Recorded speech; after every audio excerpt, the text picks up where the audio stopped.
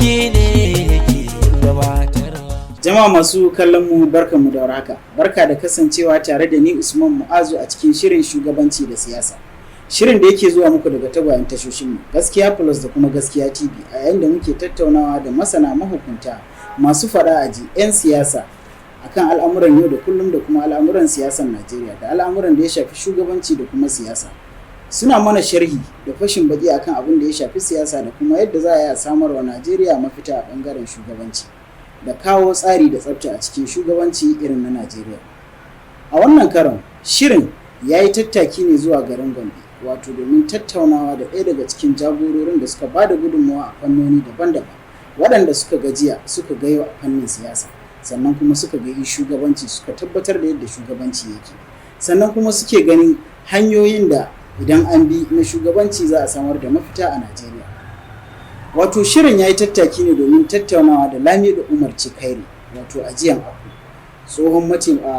tsohon shugaban ma'aikatan gidan gwamnati na jihar Gombe daga shekara ta 2003 zuwa shekara ta 2008, a yayin da kuma ya tsaya takarar sanata a zaben da ya gabata na shekara ta 2019 a jam'iyyar PRP. Sun ba da gudunmawa a fannoni daban-daban, sannan kuma sun san yadda shugabanci yake, sannan kuma sun san daɗinsa, kuma sun san akasin haka. Za mu tattauna da shi ne kuma ya mana fashin baki akan abubuwan da suka shafi shugabanci da kuma siyasa. Barka da shigowa cikin shirin shugabanci. Assalamu alaikum. Masu kallon mu za su so kaɗan gutsura musu kaɗan daga cikin tarihinka domin kasantuwar ka karo na farko a cikin wannan shirin. To tarihi kam ai kusan ka faɗi dai a taƙaice. Ni dai an haife ni a nan garin Kumo, kuma na yi karatun firamare na boko a nan Kumo, daga nan kuma har na tafi dukkan karatuka da na yi, har kuma Allah ya sa muka kama aiki tun ana local authority NA kenan, har kuma muka zo muka kama aiki a gwamnatin jiha, har muka kama aiki a gwamnatin tarayya, har kuma muka zo muka shiga siyasa, har kuma muka shiga kasuwa. Na bar aikin gwamnati a hijira 1978, shine daga wannan ban sake koma aikin gwamnati ba, sai dai kuma mukamin siyasa, wanda na yi chairman na local government na jam'iyya, na local government na duk dai, kuma na yi chairman na jihohi na jam'iyya lokacin da aka yi NRC da SDP na yi a Jigawa. Sannan na zo na tafi House of Representatives a lokacin jamhuriya ta uku.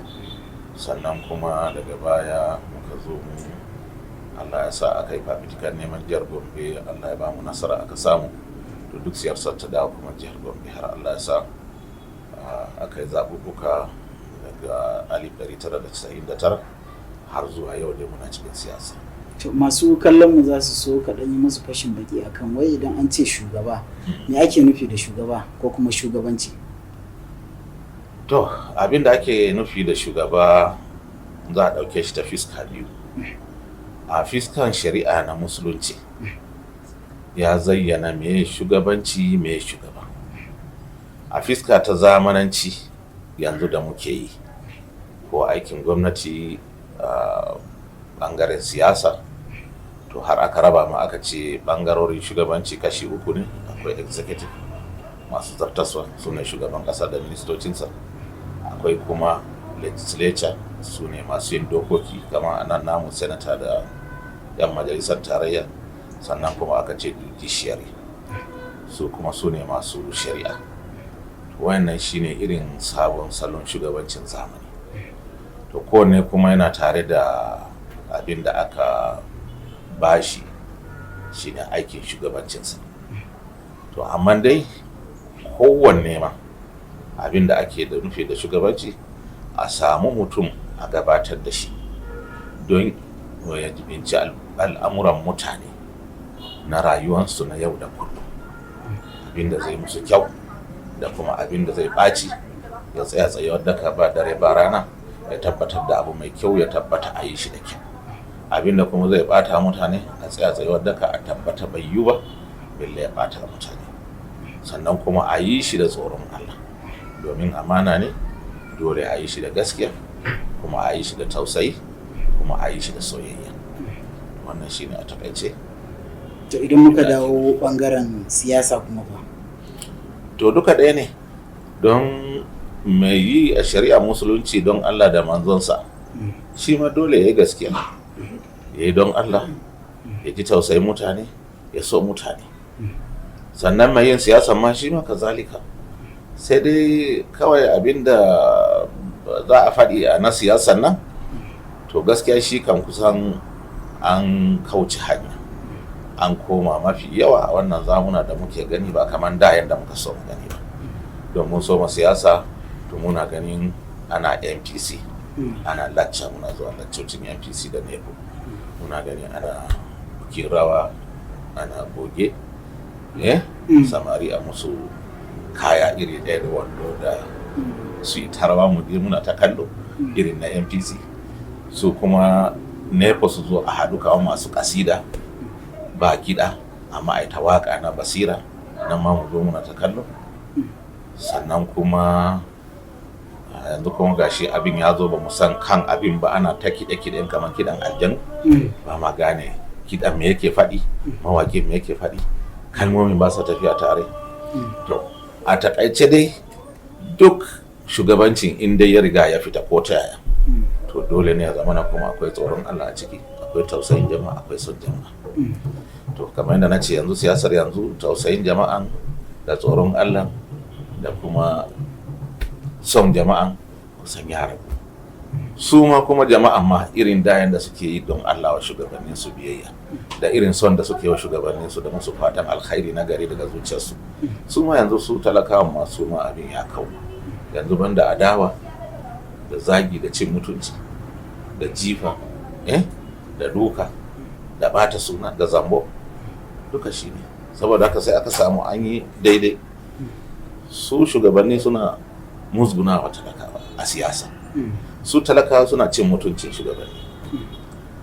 Kamar faɗin manzon Allah sallallahu alaihi wasallam ya ce, idan Allah yana son al'umma da alkhairi shine sai ya ba su shugabannin da suke so, masu tausayinsu, masu taimaka musu, sai su yi ta gode musu, suna sa musu albarka, suna musu fatan alkhairi. Haka kuma su ma shugabanni sai Allah hore musu talakawa, su ma masu son su, sai suna musu addu'a na alkhairi, su kuma to sausaya musu irin halin da suke ciki. To shine wannan Allah yana son al'ummar mutanen da alkhairi kenan. To idan kuma Allah ya kaddara mutane wato sharri, sai zamana a ɗora musu shugabannin da ba sa son su talakawa, banda musgunawa talakawa da cin mutuncin talakawa da yin abubuwa dai ba daɗi, ba tausayi, ba soyayya. Saboda haka kuma suna ta zagin talakawa, suna ta faɗin baƙaƙen maganganu, suna ta faɗin abubuwa. Sannan su kuma talakawa su ma sai su yi ta zagin shugabanni, suna ta faɗin baƙaƙen maganganu. Su shugabanni suna musu mummunan addu'a a cikin zagi, su ma talakawa suna yi wa shugabanni su mummunan addu'a cikin zagi. To shi kenan Allah yana so za a sha wahala kenan.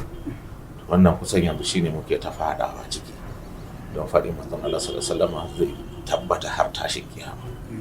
To in yau da dama to gobe za a ga abin da ya fi shi muni. In yau babu daɗi to jiya ya fi daɗi. To waya ina aka samu tasgaro ne, ko dama can haka siyasar ta fara? Ba haka ta soma ba. To ya ta fara? Yadda siyasa ta soma da a ɗan ƙaramin sani na yau shekara 46 a cikin gidaje na da nan da wancan gida da gidan mahaifinmu da sauran dattawanmu da suke garin nan duka sun haife mu muke siyasa da su. Da aka zo tsayar da waye zai tsaya mana ɗan majalisar tarayya da senata a hijira 1978, babu mahaluki ɗaya da na sani wanda ya zo barbaran mutane roƙo ko saye ko magana a tsaye da shi ba. Haka kawai ake taruwa a gari sai a ce wane mu yana waje kaza shine ya dace mu tsaya. Zan yi misali da akwai wani, Allah ji kansa ya rasu, dukansu su rasu dattawa, ana ce masa Borno ma. Dama yana aiki a wani embassy ne a ƙasar waje, to sai ya yi ritaya da. Kusan ma mutane ba san shi ba, shi ma bai san mutane ba, amma ya dawo to sai aka zo za a tsaye da dan House of Reps, local government din mu guda ɗaya muke da shi a bamu House of Reps ɗaya. Aka taru dukan mu taru mu yara da sauran duta, aka ce ai Borno man nan ya kamata tun da ya aiki har kasashen waje yana da ilimi ko mu tsayar da shi dan majalisar tarayya. Dikin aka je gidansa a Gombe aka same shi aka ɗauko shi aka zo aka ce to kai ne za mu tsayar dan majalisar tarayya. To ni ban yi siyasa, kai ne ka cancanta. Bai ba da kobo ba, bai ba da sisi ba, bai yi wa kowa campaign ba, bai sani ba. Aka zo aka yi zaɓe, bai ba da sisi ba, bai ba da ko sisi ba. Aka yi zaɓe, talaka ba bukatar sisi a lokacin. Aka yi zaɓe 1978-79 kenan ko ya zama ɗan majalisar tarayya ana Lagos. A sani na har ya bar Lagos har aka musu juyin mulki 83 kenan ko 1983.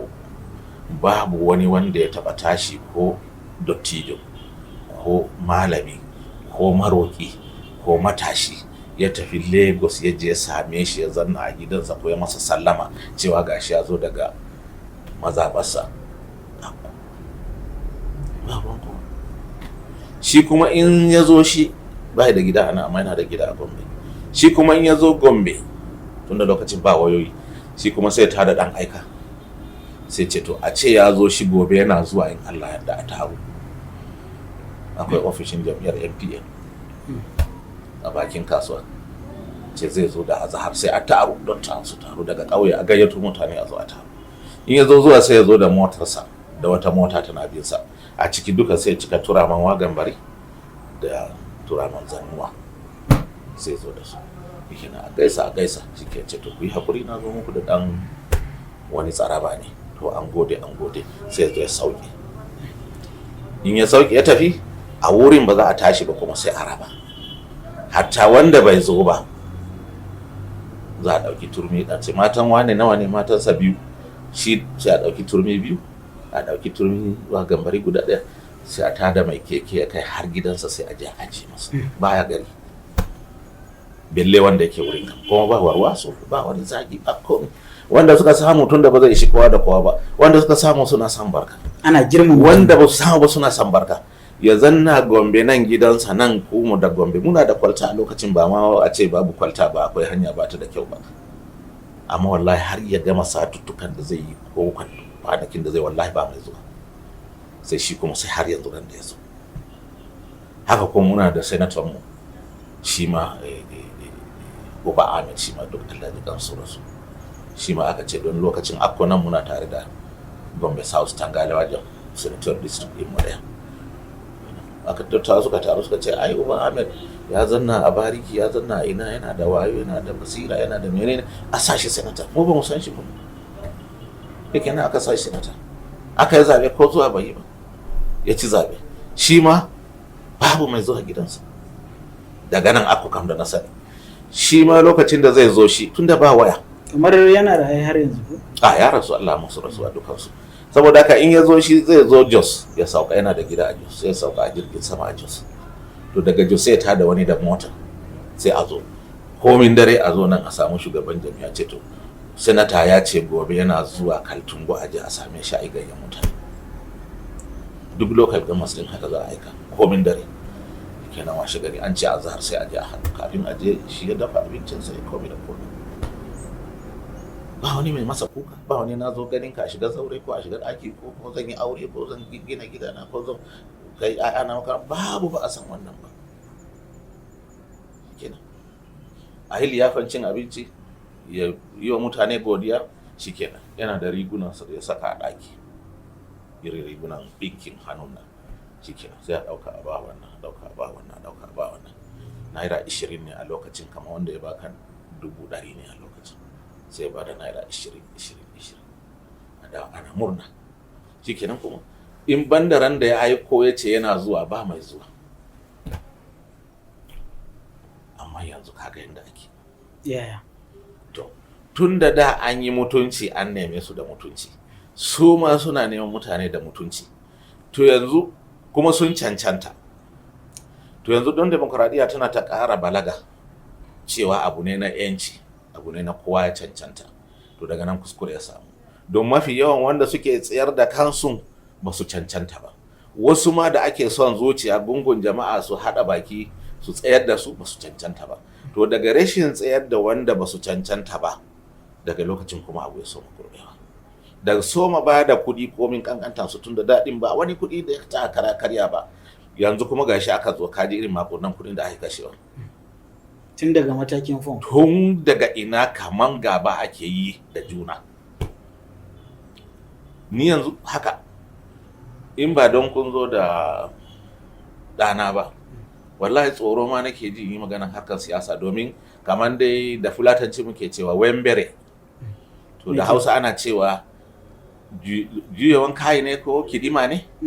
Da ba motoci isassu, fetur yana wari daga mil 10 ma za ka ji fetur yana wari ya iso garin ku, zai aita mai belle wanda ya zo ya shiga motar. To in mun shiga mota za mu je nan da Gombe ga kura ga warin fetur mu yi ta amai, ana saukar da mu tasha amma mu san ina aka sauke mu.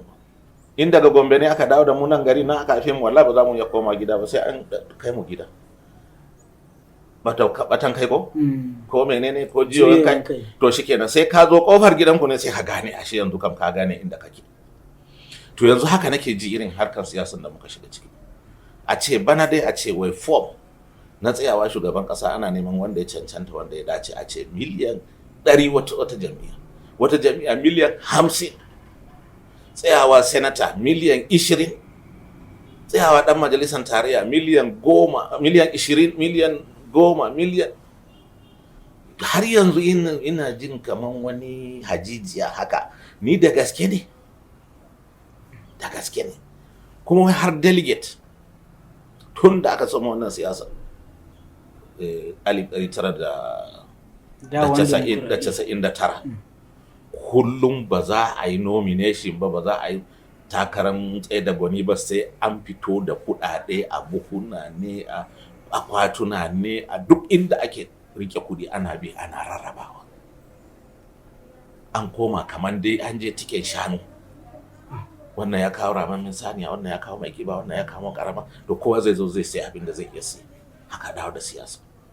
To wannan shine ya bata siyasar, ya zama na idan mutum ya kashe kudinsa aka tsaye da shi, ai ko dabba ne ya ji zafi.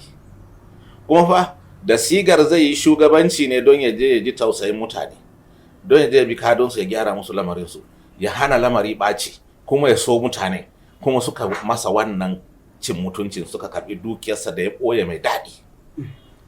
To shikenan idan ya zo ya hau mukamin, to wani aiki zai ai zai mai da kuɗinsa dai, kowa wane shi. Dama in kasuwa ba ta yi kyau ba, da uwar kuɗi kafta da su dawo. Dama ana kashe jari ne don ya dawo da riba. To in an kashe jari bai dawo da riba ba, to uwar kuɗi kam su dawo mana. So in yaje zai dawo da uwar kuɗi ma kawai dole sai ya mai da hankali na neman yadda zai samu kuɗinsa. To shikenan garin haka dole ya fita shanin jama'a, domin yawan bude kofarsa su zo yawan neman biyan bukatan kuɗi kamar shi banki ne. Bankin ma ba wawaye ba, sai ka ce ka ajiye. Amma siyasar da muke yanzu, da shi dan siyasan da shi talakan sun zama wawaye. Za a je baka ajiye kuɗi ba, amma kana son ka ebo. Kai ma ba kai banki ne na bada kuɗi ba, kai aiki ka je za ka yi kuma ka bada kuɗi. Shikenan sai aka mai da shi kawai cuwa-cuwa gaba ke ɗaya. Kowa ya zama dan mafiya. Kaga dole a samu wasan ɓuya kenan. Saboda haka sai a samu wasan ɓuya, domin yadda jama'a suke bukata ya fi karfin yan siyasa. Komai ko dan gote ne ya tsaya, don yawan kuɗinka, yawan bukatun da mutane za su kama. To wai wani haɗari ma kake gujewa Najeriya faɗawa in aka ci gaba da tafiya haka? Ai ta faɗa, sai dai mu roƙi Allah ya tsamo ta, amma ta gama faɗawa. Yanzu abin da ya rage wa Najeriya kawai mu jira, kaman dai hatsarin mota ne. Kana gani taya ya fashe, kana ganin ga rami, kana ganin ga wata mota gaban ku, kana jiran kawai in aka yi karon aka faɗi, ina ne zai karye ko ina ne zai fashe, ko wani kabari za a kai ka ko asibiti. Shine kawai yanzu muke jira ta yaya abin zai kare. Amma muni kam ya gama muni. Ya aka yi kuma ko koma gefe ko ka naɗe hannayen ku kai shiru? Su 'yan siyasa wanda suke kan mukamai sun fi karfin mu yanzu, sun rena mana arziki, suna ga sun kashe dukiya. Mutum ya kashe biliyan 1, biliyan 2, biliyan 3 ya ci gwamna, ka zo don kai ka iya siyasa, don kai tsohon dan siyasa, don kana da sanin jiya da shekaran jiya da yau za ka fatanta masa kaiwa. Lokacin da yake kashe kuɗin ina kake?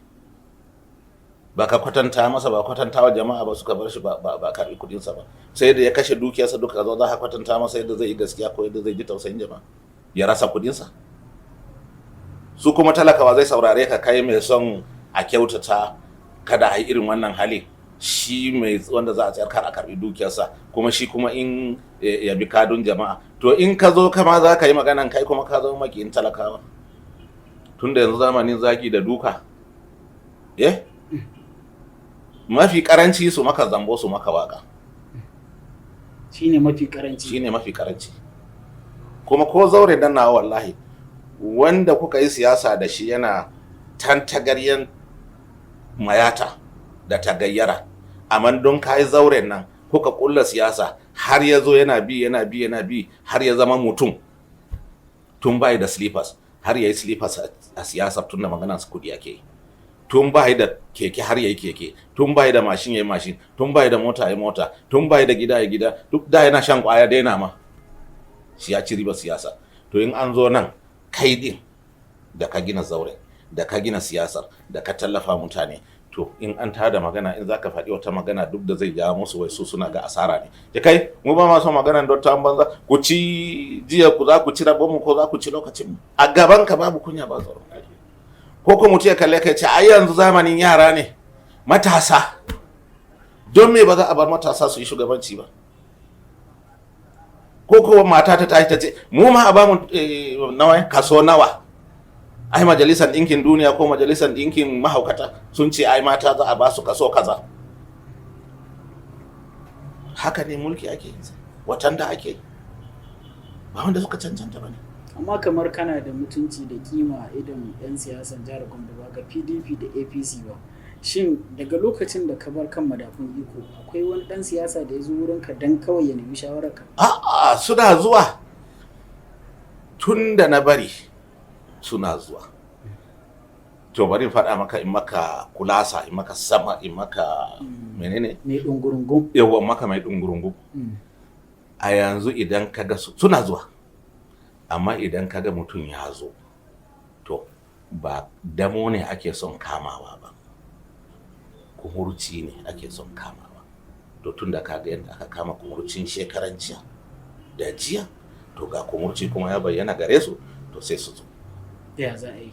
To sai su ce baba ya za a yi, kamar da ka wasa ku ne jiya ku ne shekarar jiya ku duke muka amu da fahimu ikon kun yi kun taimake mu duk sai maka wannan.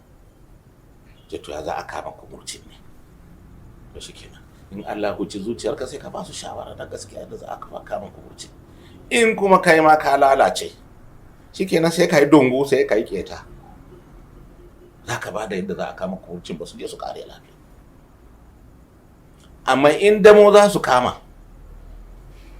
ko inda kake ma za su ce ai dotta wannan ba aikin dotta ba ne, ai da sun yi yanzu sun san abin da ake yi ne, ai wannan zamanin daban ne, zamanin TikTok ne, zamanin Facebook ne, su digital ne, mu analog ne. To shikenan irin wanda ya zo na ganshi da dan hankali da dan basira sai in ce masa kaiwa ne kana ce mu TikTok mu analog ne. To ina tabbatar maka fa mun fi ku basira, fa mun fi ku hankali, mun fi ku sanin jiya da yau. Domin lokacin da muka yi analog din mu ba kwana. Mu mun ga yadda aka yi analog, mu ne analog.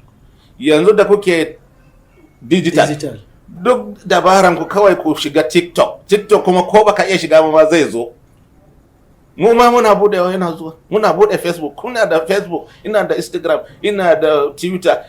To ba shi ne duk shakiyanci zai zo mini. In ina son kai ne kuma duk malamin duniya zan kira shi. To me kafi ni da shi na kai digital ne, ni ma digital ne. Madalla.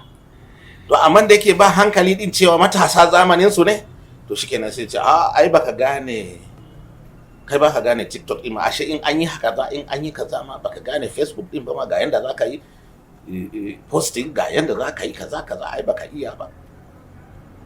To ba za su saurare ka ba. To shikenan in abu yayi nisa yayi zafi kenan za a kama kumurci ko, to sai su zo sai su ce mini ba Lamido. To yanzu ni da babansu darajar mu ɗaya, ni babansu ne. Amma idan za a kama damo ba za su neme ni ba. Idan kuma na ji shiru ni kuma in ta yaran nan na ka lafiya kar da wani abu ya same su bari in dan leka mana. To idan na dan leka na ga damo suka kama, me za su ce mini? Su ce babba Lamido bismillah, sai ta yaya Lamido, wa yanzu ni yayansu ne saboda ka babansu ya fi babana, ni ma dan babansu ne. Alhali sun sani kawai mafarki ai baba da ya fi babansu. Ba zan zama yayansu ba kam, sai dai babban.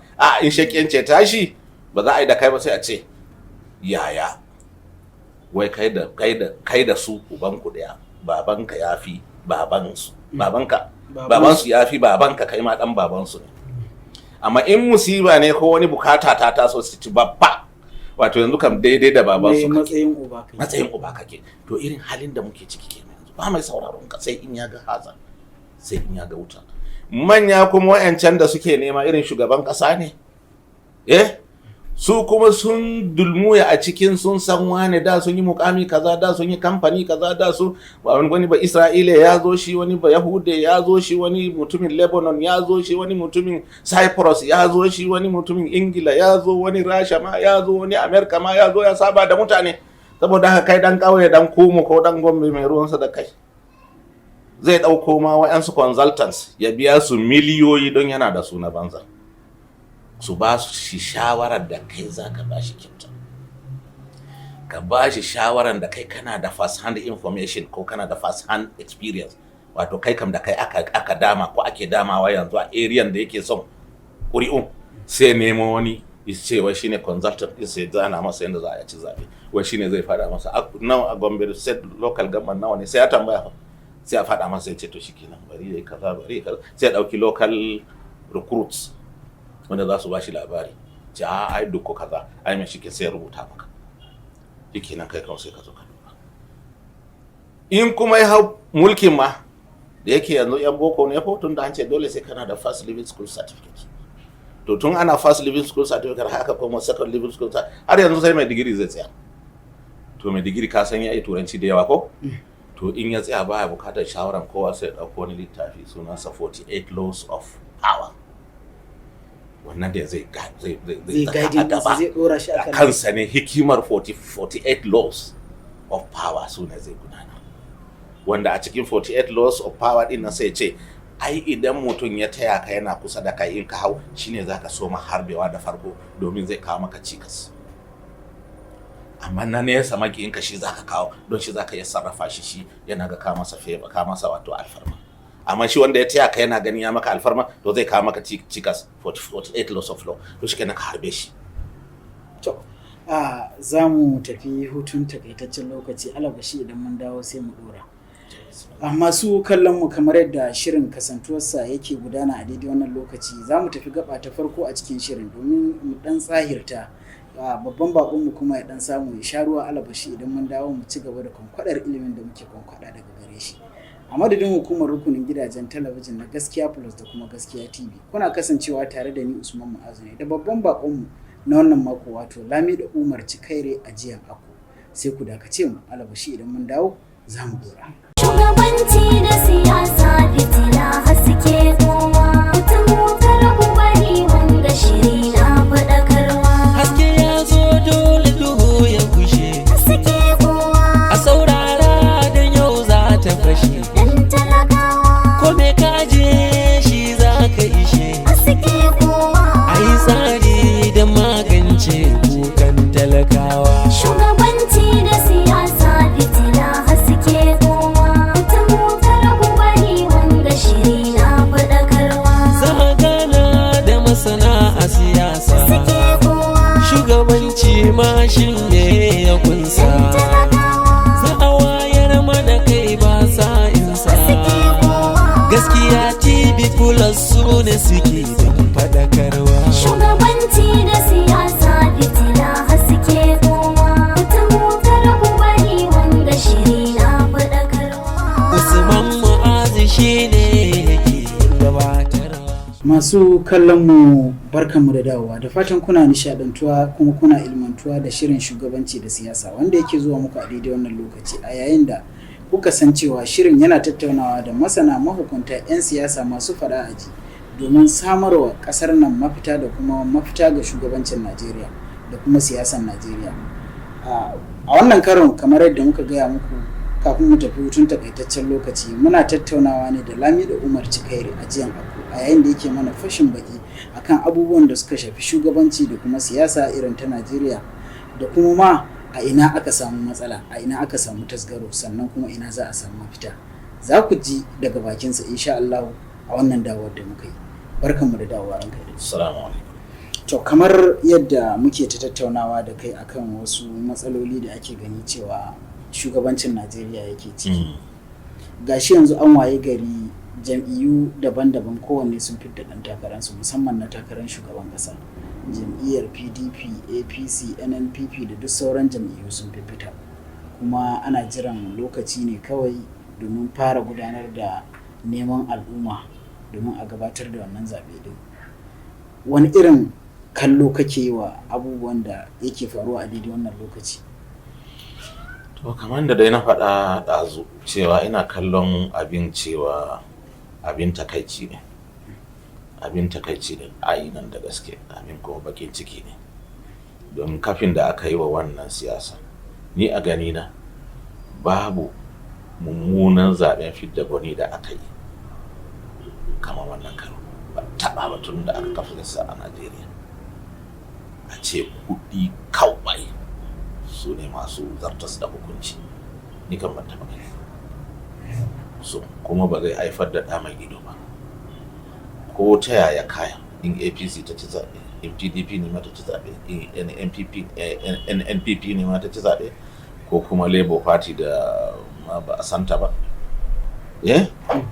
To koma waye ya ci zaɓe, to yadda zai yi ya sai ta ƙasar nan, kuma kamar na taɓa faɗi cewa yadda shugabanmu na Buhari ya gudanar da mulkin sannan da APC sannan, to ina tausayin duk wanda zai gaje shi. Saboda nisa? Saboda gurɓacewar lamura ga baki ɗaya sun gurɓace iya gurɓacewa ko ta ina.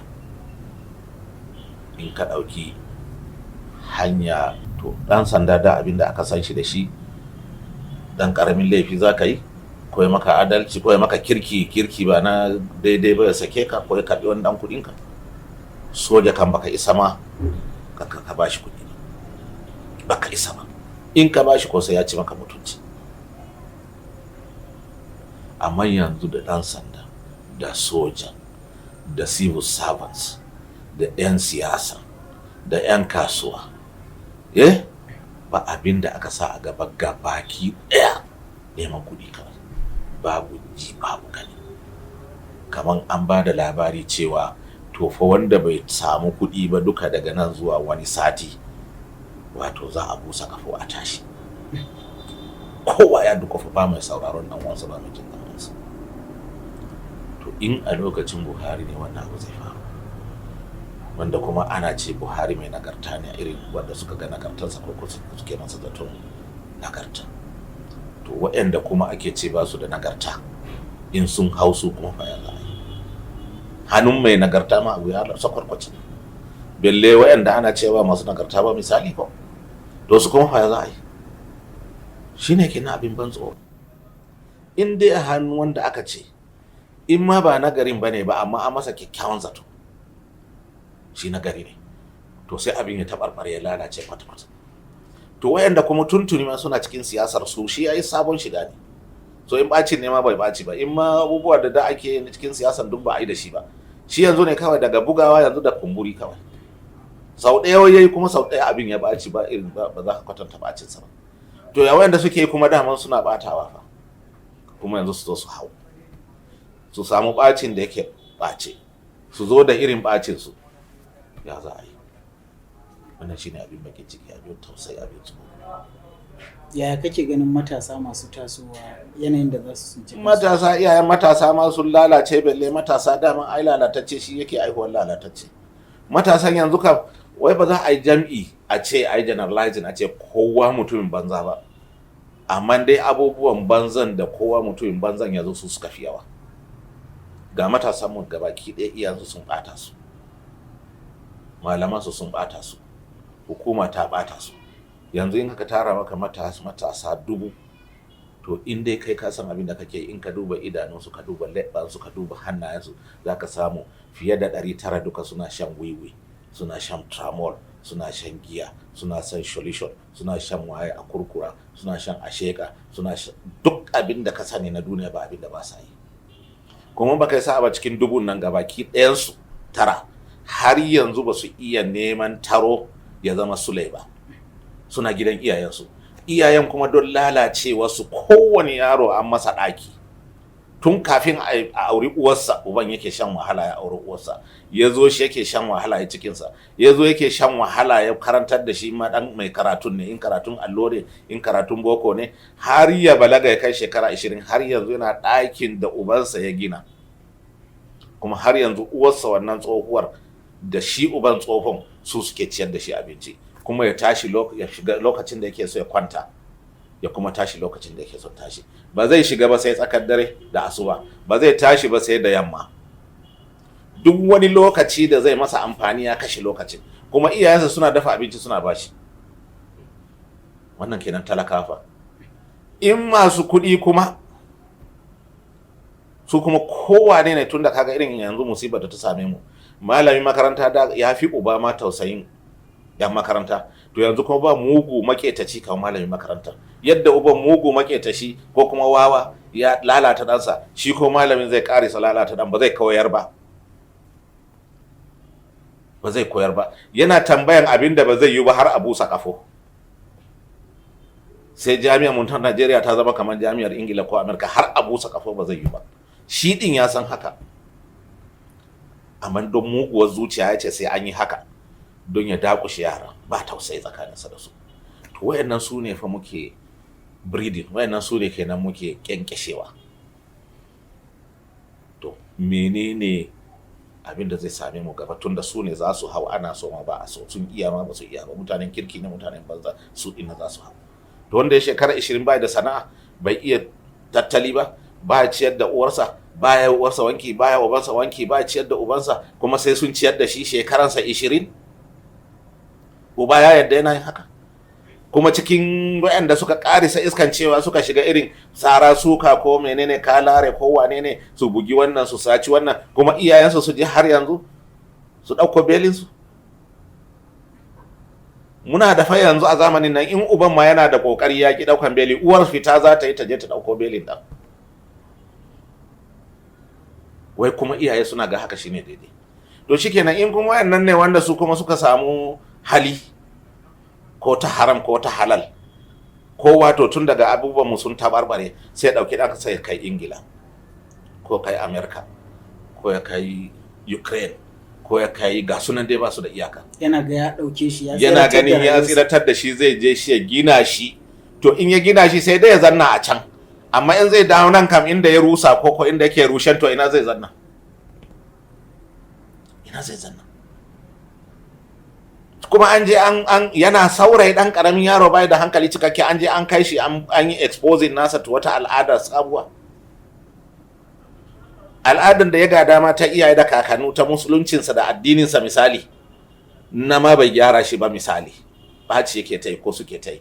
Kuma ka ɗauke su ka kai su wata al'ada ta kafirci, su ba musulmi ba, su ba kafirai ba, su je su ɗauko al'adan kafirai. Ka samu yarinya tana ce maka wai ta yar kishin ƙasa ne ko feminist ne ita, auren dole, kar a yi auren dole, menene, mata ana cin musu mutunci, mata ba a ba su yancinsu, wai don ubanta ya kai ta Ingila. In namiji ya shi kuma ya zo ya ce maka he's liberal, ya je ya karanta menene da yan political science ne muka sani, in sun karanta malaman su shekiyai suke ce musu ba Allah, ko kuma su ce musu ai addini yana bata hankalin mutum, yana ciyar da mutum baya, shikenan sai a ce maka wai ce maka parochial, wai addini shine parochial, wai dan political science. Ko kuma yana pure science din, shi yana ganin science din shine Allah sa, shikenan don science yana ganin practically a wajensa yana da solution. To sai ce maka a lahiran an je ne, ya yadda akwai lahira, ya yadda, amma wa ya je ya gano. Har haka aka kai. Don me? Don iyaye sun dauke yayansu sun kai su inda babu tarbiyya irin tasa. To wayannan su ne za su dawo su zama mutanen kirki, su shugabanci jama'a. Sai dai su shugabanci mutane a can din masu irin wannan tunani. Amma baka dawo mana nan kuma da ɗanka ya je Ingila ba, ta ya zai yi? Kuma ka koya masa kashe kuɗi da bai ba shi yake neman su ba. ka koya uwarsa kashe kuɗi ba ita ta nema maka ba. In ka ki ba su kuɗin ma uwar ta ebe kuɗin, tunda kuɗi ne wanda baka isa ka ɓoye ko aje caji office ko aje kotu ba in an maka barna ko a yi ƙara wajen iyaye ba. A ce ƴaƴanka wai sun ɗan mota suna boris, kai ɗan talaka jikan talaka har yanzu iyayenka suna gidan kara da zana. In ma ba iyayenka na gaskiyan ba dai baffanunka da kawunanka, wai ɗanka yana wai hawa Rolls Royce, yana hawa BMW, yana hawa Marsandi, wai yana boris da ita in Abuja yake misali, wai yana boris da ita. To nawa babanka ya bar maka kai? To shine Allah zai maka ni'ima da wannan kudaden kuma duk ka zo ka bata ƴaƴanka, kuma har yanzu talaka ya bata ƴaƴansa shi ya mayar da su mashaya, kai kuma ka bata ƴaƴanka ka mayar da su waɗansu irin waɗansu dabbobi daban, kuma shine ƙasa za ta rayu. To yanzu a wannan gabar da dukkan abubuwa suka rikice suka dagwalgwale, ina mafita? Mafita to watakila ko yana da irin nasa ilimi da hankali da basira, don ba zai zama mafita ɗaya ba ne. Ni kan mafita kawai inda nake ganin ta abu ɗaya ne, tunda anan muke a Najeriya, a kowane bangare kuma musulmi ne, kirista ne, kuma dukkan addinin musulunci da addinin kiristanci da addinin yahudanci wanda bamu da shi, dukkansu asalinsu addini ne daga wajen Allah, kuma Allah ya aiko musu littattafai, kuma Allah ya aiko musu manzanni. To shi addinin musulunci kam yana nan a cikin kamalarsa da kammaluwarsa, sai dai mutum shi ne ya fita. Amma su kirista su ne suka samu musiba, an gurɓata abubuwa, amma duk da gurɓacewan a cikin Bible din ya hana kaza, kamar yadda Allah ya ce tun farko an hana kaza, an hana kaza. Belle uwa uba alkur'ani kam da hadisan manzon Allah ƙarara an hana kaza ga hukunci, kuma in kai ga kaza, in kai ga kaza. To sai dai mu dawo wannan tarbiyya ta addini mu, kuma mu daina ce al'ada. Mai addini bai da al'ada, in ma al'adar yake nufi to al'adar addininsa ne. Duk da cewa lokaci yana hararen mu, amma zan so ka ɗan yi mana ta'aliki akan abubuwa guda biyu. Abu na farko, siyasar jihar Gombe. Tunda ka bar kan madafun iko ka koma gefe, ba a ji kana magana akan abin da ya shafi gwamnati, ko baka da kusanci da gwamnati ko wani abu, har aka kai wani mataki ma ya kai ga a yankin da kake akwai wata matsala ta wata masarauta da ta dan faru, ake maganar cewa musulmi ko kirista da sauransu, har ake gani akwai furcin da shi gwamnan jihar ya yi wanda bai kamata yi ba a matsayinsa na shugaba, kuma kuna wannan yanki kuna kallon yadda al'amarin yake tafiya. Kaman wani furuci? Kaman lokacin da aka yi rikici a kan masarautar Billiri, da ake cewa gwamna ya fito yana magana akan cewa idan suka tare wata hanya za su mutum nawa za su kashe. To wasu suna gani kamar wannan magana da yi magana ce wacce ya ɗauki ɓangare, wasu kuma suna ga kamar ma magana ai daidai yayi tunda su ma sun yanke hukunci. Shin ku da kuma kuke manya a wannan yanki, ya kake kallon al'amari? To tun da lokacin siyasa ne, kowa ba zai faɗi gaskiya ba sai ya ɗauki ɓangare. Wanda yake tare da gwamna sai a ce ya yi daidai, ko ya yi daidai ko bai daidai ba. Wanda baya tare da gwamna shi kuma tare da wata jam'iyya daban kamar PDP misali, su kuma suna ga gwamna ya yi laifi. To in mun ce za mu saka shi a wannan scaling hukuncin 'yan siyasa, to wannan ba za a samu gaskiyar lamari ba. Amma in mun ce za mu yi shi mu fitar da maganan siyasa, mu ce to shin yaushe maganan Billiri kenan ko Tangale, yaushe ne wani da ba musulmi, wanda musulmi ne da wanda ba musulmi ba, su guda nawa ne suka yi sarauta a cikin shekara nawa?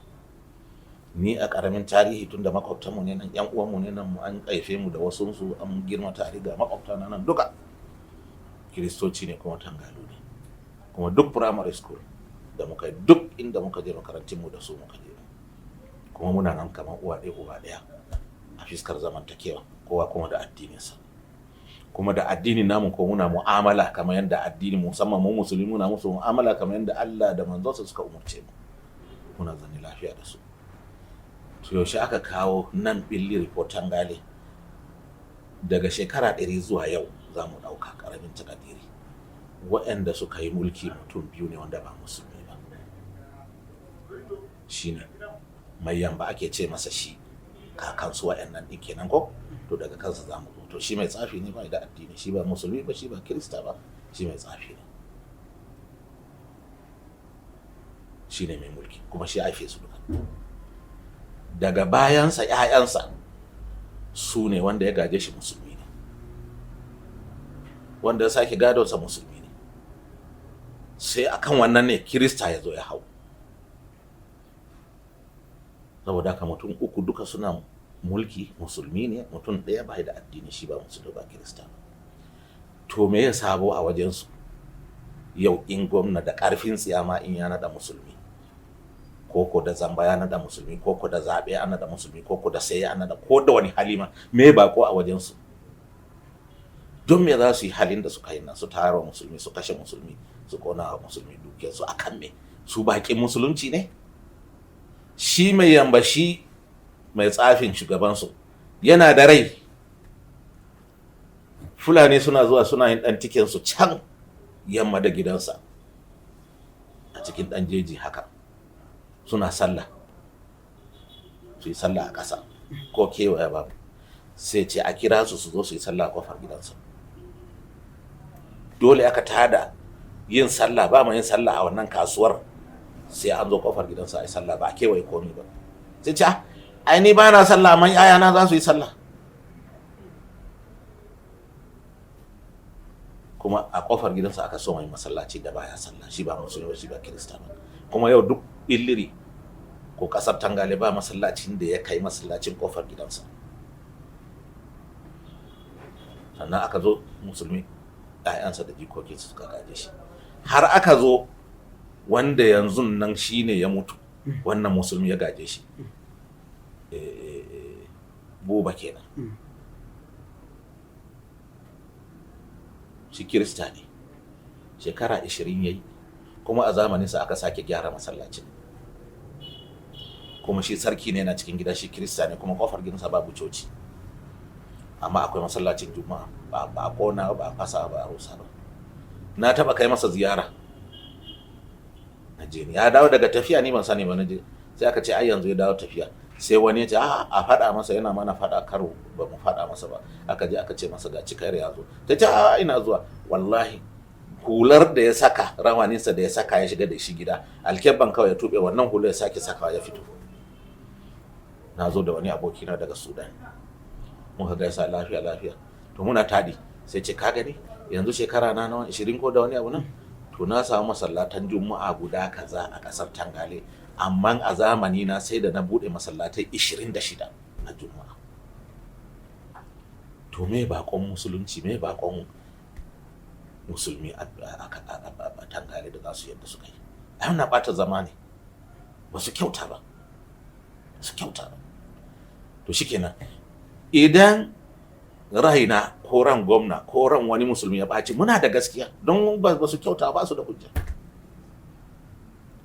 Da tun da suke musulmi bai taba hawan su ba, to shikenan yanzu wannan din da aka hawar karfi da yaji koko da kowane dalili ma, wanda ba a hawar din ba ayan ba fanu suke, kuma wanda ba a hawar din ba doktan kiristancin ubansa musulmi ne yanzu haka, kannensa da yayansa duka musulmi ne a yanzu haka. In sun hau da shi ma, shi dai kirista ma ubansa gashi na musulmi ne. Wani irin abu ne za a yi haka? Idan gwamna ya fusata zai iya faɗan komai, ba zai iya faɗan komai, daidai ne tuna musu a'a ko fa muna zamantakewa fa tare da komai kyau fa, kuka ɓata zamantakewa, kuka kama kashe musulmi da ba ku da hujja, me ya sarauta a wannan zamani, me amfaninta in ban da rashin tunani? Shi wancan din da kiristan da ya shekara 20 din, wa ya hana sallah? Wa ya mayar da shi musulmi ne amma ba Tangale a mayar da shi kirista? Duk ya dawo musulmi sun dawo kiristoci ne don zamaninsa. Ba abin da zai iya yi kuma. Yanzu wannan din waye zai hana kiristanci? Wa zai hana? Ko zai rushe cocin wani a wuri? Tunda yana da baffanunsa ma kiristoci, shi din ma. Me yasa za a yi haka? To shikenan, ni ba na ganin laifi in gwamna ya ji zafi ya ce musu kun gan ku muna zaman tare fa mun fi ku yawa. To hakika in haka kuka ce wanda ya fi wani yawa ya farwa wani, to fa mun kawai anguwa ɗaya ma mun far muku fa, tunda ai suna da ƙasa nan ta Akko local government ne, ta emirate na Gona ne, amma duk in ka je Tumfure nan cikin mutanen da suke da gidaje a wuri kashi 90 duka kiristoci ne, kuma suna tsakanin musulmi ne gabaki ɗaya ko ta ina. Wa ya far musu? Wa zai far musu? Ko muna da auratayya, bayan su din suna da wannan musulmi ne a gida ɗaya, wannan kirista ne, wannan wane ne, duk yan majalisunsu da ake zaɓe tun da aka soma siyasa, kiristocin da aka taɓa zaɓe su suka fi kaɗan. Da zuna maka maganan Uba Ahmed shine senatan mu musulmi ne, bayan ya bari Ajuji wazirin kan Tangale musulmi ne, bayan ya bari sai kirista ya zo ya karɓa masa wane ne Wada, bayan ya bari musulmi ya zo ya karɓa masa Idris. To kamar yadda na gaya maka cewa akwai tambaya ta ƙarshe kuma da nake so ka ba mu amsar ta kafin mu naɗe tabarmar shirin. Kusan kowane ɗan siyasa ko kuma kowanne zaka ji yana faɗan cewa wane shi ya janyo ni cikin siyasa ko kuma shine a matsayin mai gidana. Wasu waɗanda suka taso 'yan bana bakwai ma suna tunanin cewa kamar sanata Danjuma Goje shine kamar jagoranka a siyasa. Shin wane ne jagoranka ne a siyasa ne, kamar wanda kake kwaikwayo ko wanda ya janyo ka a matsayin mai gidanka? To duka ba wanda ba zai faru ba. Zaka iya aihuwan ɗa ya zama jagoranka, zaka iya ka haifi ɗa ka zama jagoransa, zaka iya malamin ka ma ya koyar da kai daga ka zama jagoransa, zaka iya kai ma almajirin wani ne, wani ma ya zama jagoranka shi malamin naka. Wannan kam abu ne wanda Allah yana caccanja lamura, yana jujjuya su yanda ya so. Yau kai ne a jagora, gobe kuma ana da wani jagora, jibi wannan shine gata, wannan shine, har duniya ta tashi aka ake. So in wannan kake nema, ni ne jagoran Danjuma Goje, don tun yana makaranta bai bari ba ni nake siyasa. Tun 1976 aka zo ana zero party, an yi local government sabuwa, an yi Bauchi state sabo daga north east, ni nake cikin siyasa, shi kuma yana makaranta. Bayan na zo ni an kawo siyasa, ni ma na bar aiki 78, na zo na shiga, ni ne sakataren jam'iyyar MPN na farko na Akko local government kafin su Shagari su hau ma'ai zaɓe. Shi kuma lokacin yana aiki ƙaramin ma'aikaci ne. Ni ɗin nan garinsu Kashere dukka Fulanin ƙasar 'yan uwana na dangin uwata ne, su jukuna na cikin gari dukka dangin ubana ne. So na fi shi dangi a Fulani, na fi shi dangi a Jukunawa, shi kamar cirani ya zo wuri, ka fahimta? So ni dan gata ne, amma kuma shi ma ba inda ya sani sai can, don tun da aka yaye shi aka kai shi har yau yana can. To ba wanda suka nuna mini goyon baya don gata a ƙauye gabaki ɗaya kamar Tashar Ward a lokacin. Su ne kowane wayewan gari, kowane labari suka ji sai su shigo pickup su hawa mashin su. To shi zai zo shi daga Bauchi, yana ma'aikacin gwamnati, sai ya shigo pickup ɗinsu ya zo shi same ni nan gidan, lokacin nan ne ofishi na jam'iyya. Bayan gida can kuma haya ake, har na koma can da gidana gabaki ɗaya. Ya zo shi ya tube takalmarsa kofar gidana, ya shiga da sauran jama'a, in yi addressing nasu, shi bai isa yi magana ba don shi civil servant ne tukunna. So muka zo mu har aka zo 82, rigima ta kai rigima cewa mu yan boko wannan lokaci muna ga jahilai suna rike da mukamai ba su iya ba, muna so mu kwace, to za mu kwace shugabancin jam'iyya. Sai suka ce to ni ne zan zo mu kwace shugabancin jam'iyya. Suka daure mini gindi, ko sisi ba da shi, ko gida ba da shi, ina gidan babana a lokacin. Shi ma yana can yana aikin gwamnati, yana SA, assistant secretary, assistant mai da level 8. Ni kuma lokacin har aka zo Muhammad Ibrahim Hassan nan aka haife mu tare da shi a Komuna, har muka yi gwagwarmaya mu yaran Dr. Sule Komo ne. To in ana neman mai gidan mu a siyasa, Dr. Sule Komo ne, don shi ya kawo MPN din, shi ya saka mu, shi ya makala mu duka. To shikenan har aka zo kuma ya kawo mana Ibrahim Hassan, ya ce to ya bashi sunansa a minista, an bashi shi ya zama minista, ya ce ba zai yi ba. Aka ce to ya nominate su da Shagari tunda suna da doctor, kafa MPN mu maka, ya kawo Muhammad Ibrahim Hassan. tun da Ibrahim Hassan ya hau minista don yaranta da ƙauyanci, da mu ɗin da ya bari a gida don yaranta da ƙauyanci, muka dinga zabga faɗan siyasa har aka yi mulki, har ta kai ga 82 muka ce mu ƙwace siyasar Muhammad Hassan. Shi Ibrahim Hassan yana minista, yana mana jagwalgwale, yana ba da kuɗi, yana sayan jahilai, muka ƙwace na zamani ne ciyaman na Akko local government. Dan Juma Goje na aiki na SA, assistant secretary a Bauchi state government. Sai zamana ni da shine kenan mai gidansa na fari a duniya, Muhammad Ibrahim Hassan. Shi ya ɗauko shi don suna faɗa da ɗan majalisar lokacin, ana ce masa Badiko Kashiri. Shi bai karatun boko ba, ko jahilci ya gida jahilci bai ba, amma shi aka zaba ɗan majalisar jiha. Shi kenan sai ce zai canja shi, a jahili ne shi kuma yana minista. Shi ne ya ɗauko Dan Juma Goje, biya masa kuɗin albashin wata da ya yi resigning, ya ba shi kuɗin albashi wata 3. Shi kenan ya zo shi ya sa shi ɗan takara, kuma yanzu aka yi zaɓe, aka zaɓe shi, kuma muna faɗa da Ibrahim Hassan kenan, kuma ni ne chairman overall na jam'iyya. Saboda haka kaga, amma bai hana ba, Allah ya zo ya ɗaukaka shi ya zama minista kamar Ibrahim Hassan ɗin ma yanda Allah ya ɗaukaka shi. Muna kwana duk gidajen iyayenmu, ko katifa iyayenmu ba su da shi, da Ibrahim Hassan da babana katifa ba su da shi, akan taburma suke kwana. Duk muna shiga ɗakunan iyayenmu muna hawa kan taburma mun tattaka. Amma sai Allah ya zo ya ba shi Ibrahim Hassan. Bayan nan kuma yanzu Allah ya zo ya ba wa Dan Juma Goje minista. Bayan nan kuma sake ba shi gwamna. To shikenan, bayan sababbin nawa kai. An yi Dan Kombo, wanda an ce shi ya kawo Dan Kombo ko? Don Dan Kombo da ya yi gwamnan mawa ya kawo shi. Aka sake kuma yanzu aka kawo Inuwa ma aka ce shi ya kawo shi. Oho dai, Inuwa ma yaron san ya yi gwamna ko? To ni ka Allah bai bani gwamna ba, ko ta hannunsa ko ta hannuwa, kuma Allah bai ban minista ba, kuma Allah ya hana ni kar in yi minista har in mutu. Allah ya hana ni kar in yi gwamna har in mutu. Duk wani mukami da zan yi hulɗa da kuɗi na hukuma, Allah ya hana ni shi. Ana sha'awa don na kusan mutuwa, in na ga kuɗi kuma zan taɓa. To kar Allah ya nuna mini su, kamar maganin ƙarfe ne. Kar ka sha maganin ƙarfe, ɗan tauri ya zo ya haka gurza cake ka, wai ƙarfe bai kama ka ba. Ka roƙi Allah, ƙarfe yana yamma, kai kuma Allah kai ka gaba. To shine Allah, in dai mukamin gwamna da minista yana kaina, to ka kai shi yamma, ni kuma ka tura ni gabar. Daga nan in yi umra, in yi haji, kar in dawo ma in yi so. Amma kar ka haɗa ni da minista, kar ka haɗa da gwamna. Na gamsu abin da Allah ya mini, na gamsu. Alhamdulillah, masha Allah. To so, waye mai gidan wani ba damuwa. Aiki da ya zama mai gidan ka. Bara ma, ko ɗan agola ma, sai ya zama duk shine mai gidan ku. Yanzu shine mai gidan siyasa.